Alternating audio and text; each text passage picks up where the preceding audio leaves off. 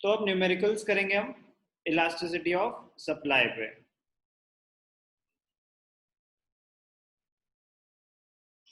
Definition हमने कर ली है, फॉर्मूला हमने कर लिया है।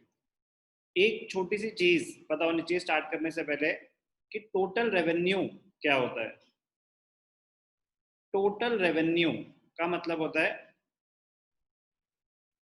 Money generated by the producer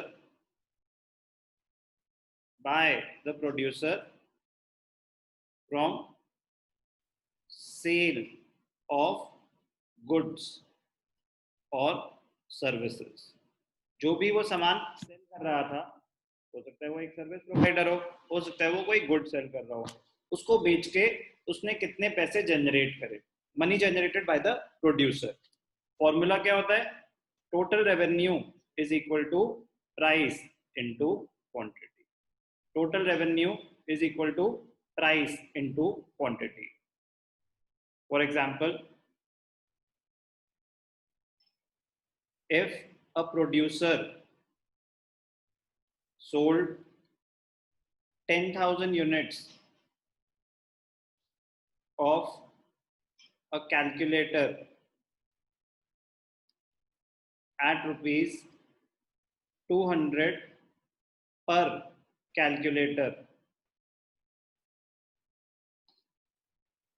his total revenue his total revenue will be equal to price into quantity।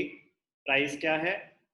200 into 10,000, 200 into 10,000।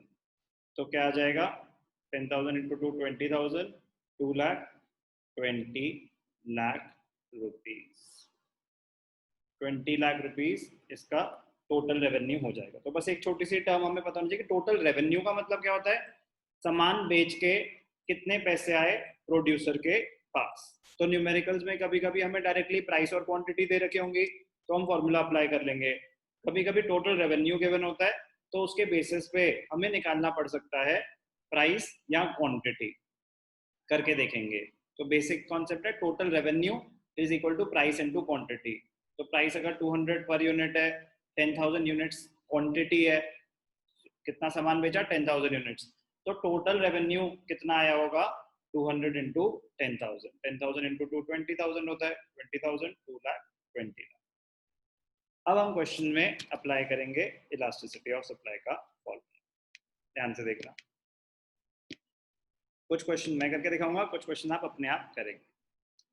Question number 1, when the price of a good rises when the price of a good rises from rupees 20 per unit to rupees 30 per unit, price, original price 20, new price 30, the revenue of the firm revenue given है हमें, revenue of the firm producing this good rises from rupees 100 to rupees 300। Calculate the elasticity of supply, price elasticity of supply study कर रहे हैं हम। अब ध्यान से देखना, प्राइस 20 से 30 हुआ, रेवेन्यू 100 से 300 हो गया। अब रेवेन्यू गिवन था तो हम कैसे करेंगे? ध्यान से देखना।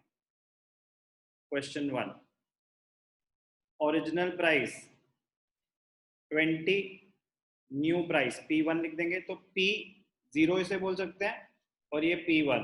तो ओरिजिनल प्राइस 20 था, new price 30, price rises from 20 to 30, 20 से 30 प्राइस बढ़ गया। Revenue of the good rises from 100 to 300। अब ध्यान से देखना, टोटल रेवेन्यू ओरिजिनल रुपीज 200 और रेवेन्यू न्यू, ठीक है ना, 300।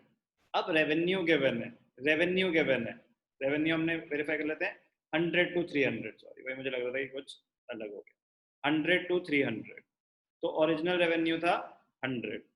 अब ध्यान से देखना, रेवेन्यू से आप डायरेक्टली इलास्टिसिटी नहीं निकाल सकते। अगर आपके पास रेवेन्यू है तो आप इलास्टिसिटी डायरेक्ट नहीं निकाल सकते, तो पहले आपको क्वांटिटी निकालना पड़ेगा। ध्यान से देखना। सबसे पहले तो calculation of original quantity, original quantity. तो T R is equal to price into quantity. ठीक है, तो अगर आपको क्वांटिटी चाहिए तो क्या हो जाता है, total revenue divided by price. अगर आपने सामान बेच के 100 रुपए कमाए, अगर आपने सामान बेच के 100 रुपीज कमाए और हर एक यूनिट 20 रुपए की थी, तो आपने कितनी यूनिट्स बेची होंगी बेटा? 5 यूनिट्स। तो ओरिजिनल क्वांटिटी निकाल दिया 5 यूनिट्स। ऐसे ही आप प्रेजेंट क्वांटिटी भी निकाल सकते हैं। कैलकुलेशन ऑफ न्यू क्वांटिटी, तो क्या निकाला हमने? Q1। तो TR1 इज इक्वल टू कितना के बने? 300। तो अब डायरेक्टली हम फॉर्मूला लगा देंगे, Q1 is equal to 300 total revenue divided by price. Price अब क्या था? 30। तो कैलकुलेट करा तो क्या आया?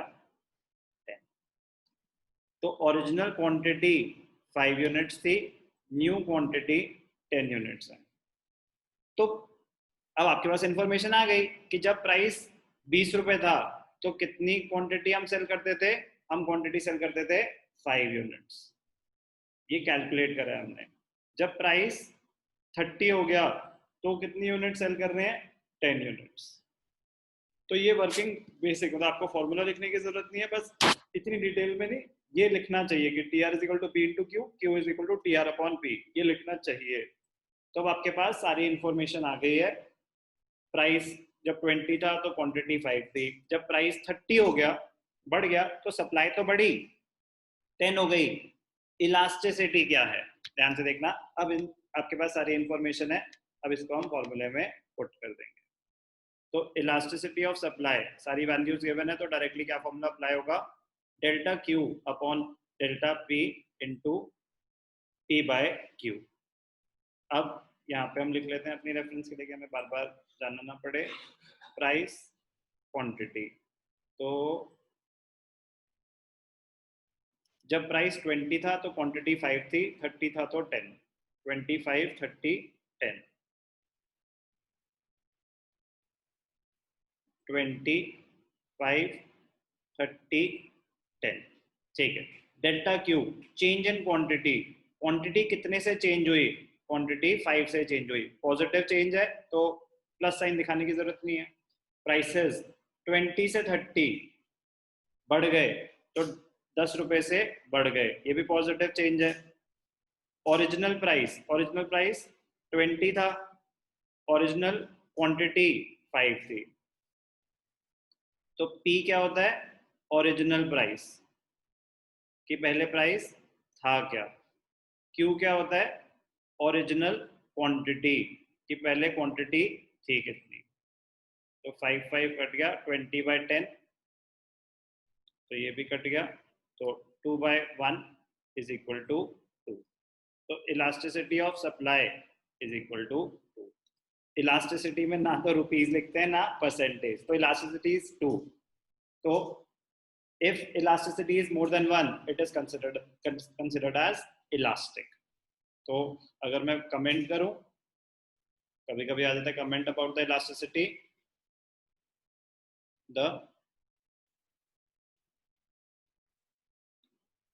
elasticity of supply in this case